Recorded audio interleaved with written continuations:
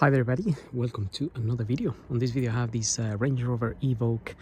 This is a 2013 and we're just going to have a look at the location of the color code. So if you have a stone chip or something like a little mark like that and you want to touch up, you need your paint code or color code. So if you open the bonnet there, we shall find a plate somewhere here. Let me open this, and here we are.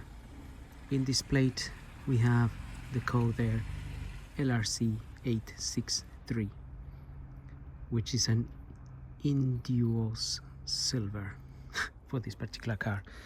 Other models, obviously, you have to look at the code for your color, which will be there. So I hope the video helps, and don't forget to subscribe. Thank you for watching.